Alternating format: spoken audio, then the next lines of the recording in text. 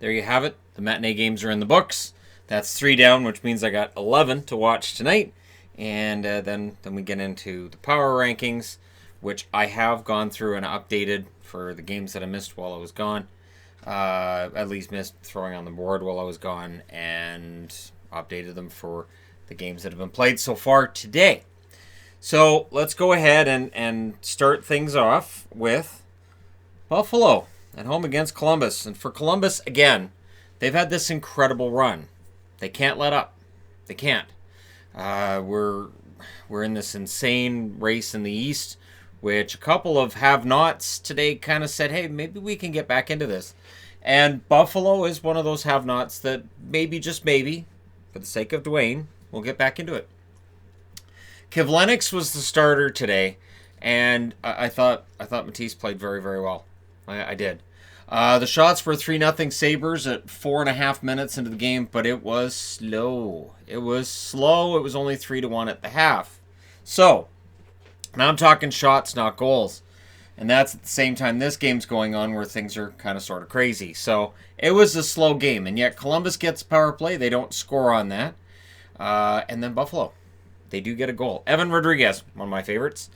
From Dahlin at 16.08, Rodriguez may be increasing his value as a potential trade piece. Remember, he wanted out. That came out a little while ago. And if so, scoring goals will help Buffalo move you and make you more attractive to more teams. Second period, early chance for Skinner. Didn't go in. Skinner continues to have his struggles around the net after returning from injury. More wide open period. There were a lot more shots in the second period. About double the amount of shots in the second than we saw in the first. And then Wenberg gets a goal, but they immediately review it as potentially being kicked in. After the review, it was kicked in. And the way you can tell that it's a legit call, John Tortorella on the bench, no reaction, because he knew that one was kicked in. Kind of like, all right, that's how this is going today. So it was still 1-0 for the Sabres at that point. And I had to throw this on here at the end of the second. Rob Ray, when you listen to his commentary, and this is where I date myself here, he really reminds me of Bobby Heenan. He really does. If we ever decide that we're going to have like wrestling style commentary for hockey games, Rob Ray gets the job because he sounds like Bobby Heenan. And he has that same dry sense of humor as well. And it's very, very entertaining. He really is. He's very entertaining color analyst. And I love it when he's between the benches and he's talking about the cameraman beside him and other players and other coaches. And hey, here's why I'm grumpy. Look at this guy. And it's just, again, it just really reminded me of Bobby Heenan. Really did. And that's a good thing. Third period, Columbus gets an early power play. They don't score on that. But shortly thereafter, Bjorkstrand scores from Nyquist and Dubois at 5:45. So it's a 1-1 tie. And you got to be feeling like a little bit of nerves here for Buffalo because they played a really, really solid game to that stage. In fact, after that first period, Rob Ray said they'd played a great road game. And I thought, he knows they're at home, right? But I understand what he's getting at. Great road game at home means it's not overly pretty, but you still get the job done and you're still in a position to win the game. It was an evenly played first half, and the whistles were really put away. We didn't see another power play the rest of the way. Buffalo didn't get a single one. Columbus only had the 2. The Sabres did push around the 13-minute mark. Could not get that goal to win it during regulation, so we end up going to overtime. In overtime, early. Jack Eichel. This is why we talk about him putting the team on his back. Because at 36 seconds, he did exactly that. He scores a beautiful goal. Ristolainen and Reinhart with the assists on that. Buffalo wins at 2-1 in overtime. So, yes, Columbus gets a point. That's a key point for them as they go up to 63. Gives them not breathing room, but it at least is a point. And at this stage of the year, it is every point is important. Kivlenix, 22 saves on 24 shots. Again, I thought he played well. Hutton saved 22 out of 23. He is your first start tonight. So, Carter Hutton, well, this afternoon.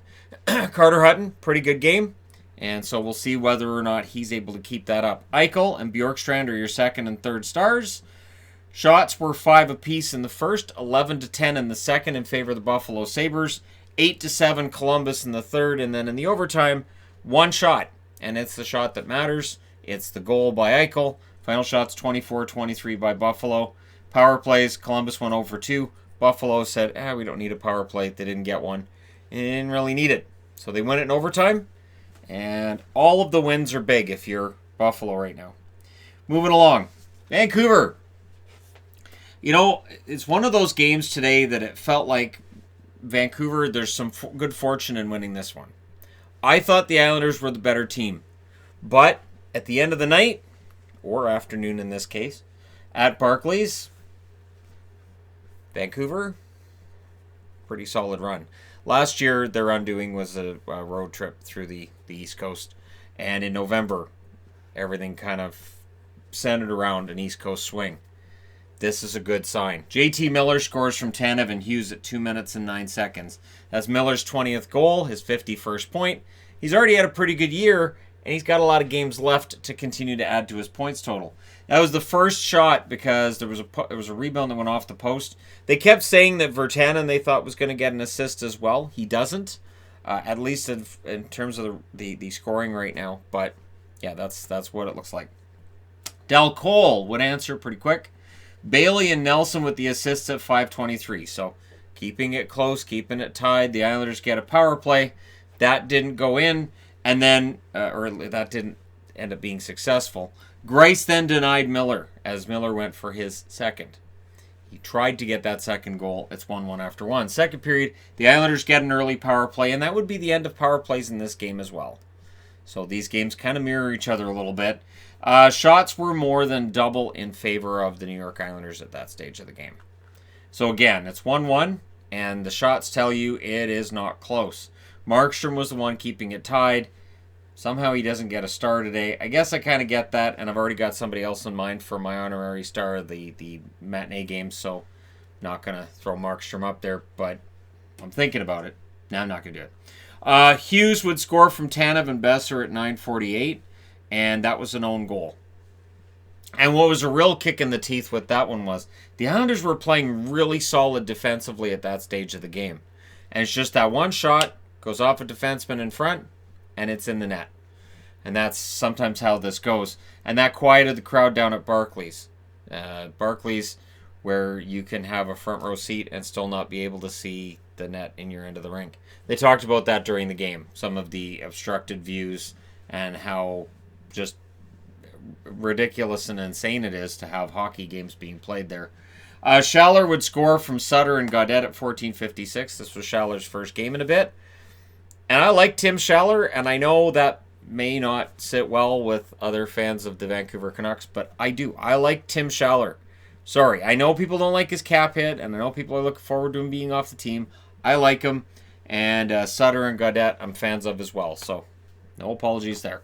And that was during a delayed penalty as well. So Schaller scores well at 6-on-5. But less than 2 minutes later, Jordan Eberle scores from Beauvillier and Taves. So at 16:45, it is a 3-2 game. And that woke up the crowd, and it really seemed to get the Islanders energized again after a period where Vancouver had kind of taken over. So in the third period, the Islanders really took over in that third.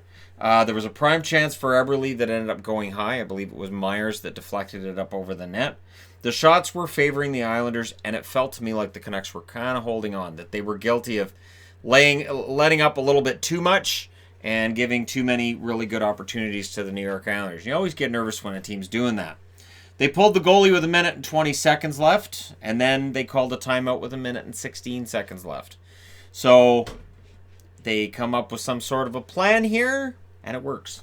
Nelson gets a goal from Pulock and Barzal at 19:34 with 26 seconds left. The New York Islanders tie the game.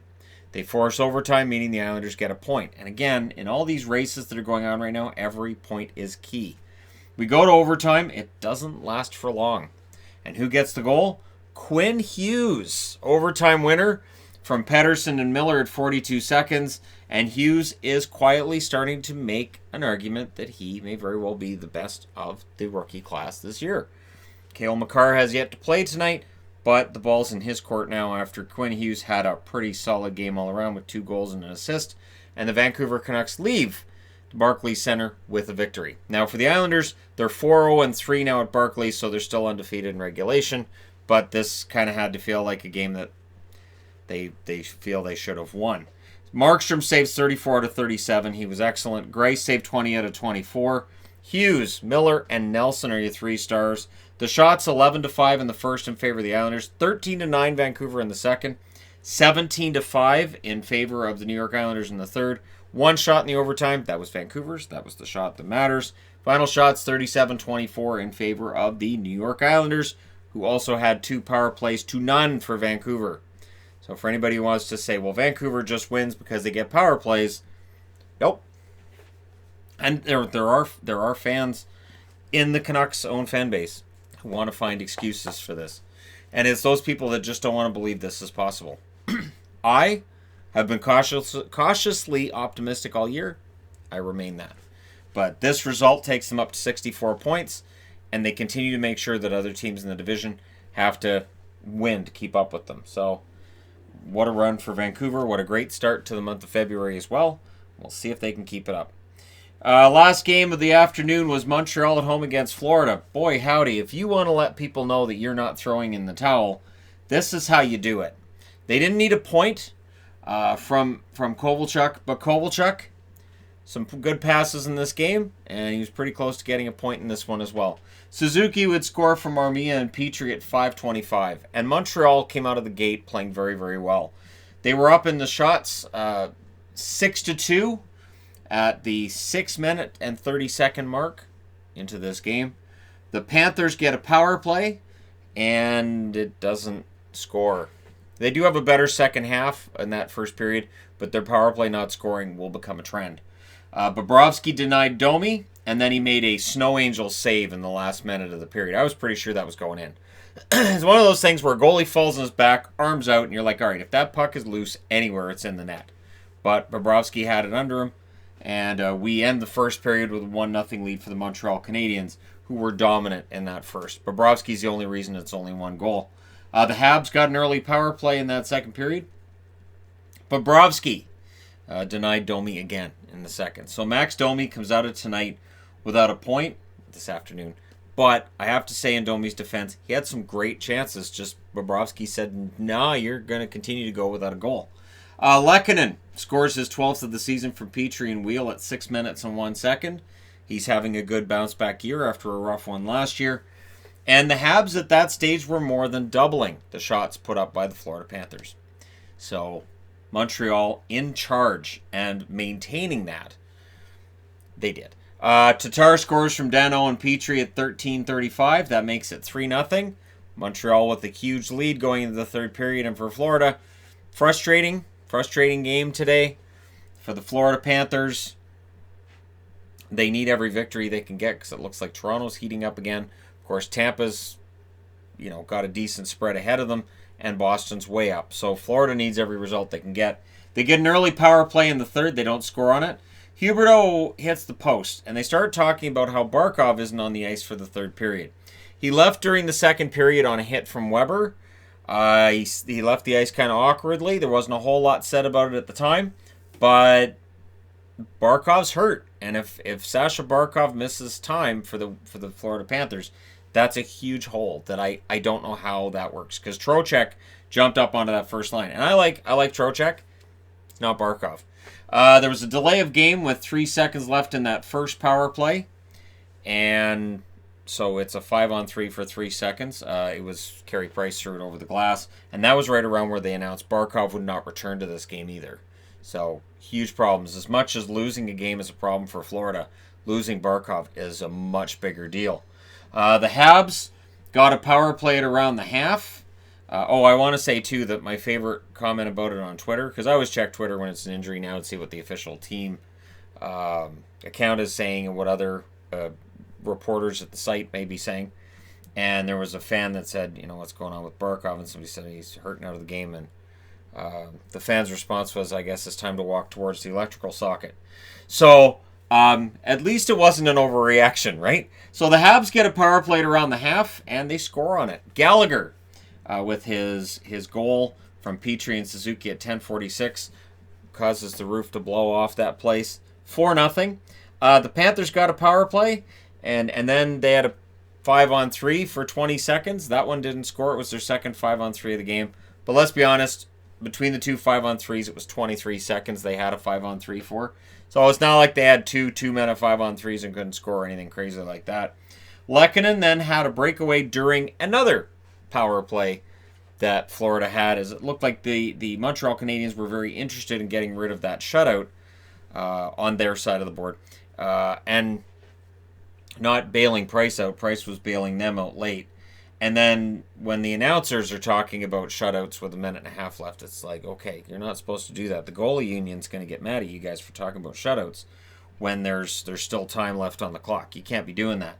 But the jinx didn't work. Montreal beats Florida 4-0. Bobrovsky saved 31 out of 35. What doesn't show up on the board is how well Bobrovsky played. He did. He played very well. Carey Price saves all 29 shots he faces for his 47th career shutout. And your 3 stars are Petrie, Suzuki, and Lehkonen. My honorary star for this afternoon is, of course, Carey Price. With the shutout, 29 saves, and in that third period, he faced a ton of rubber. First period, the shots were 16-8 Montreal. They were 11-4 Montreal in the second.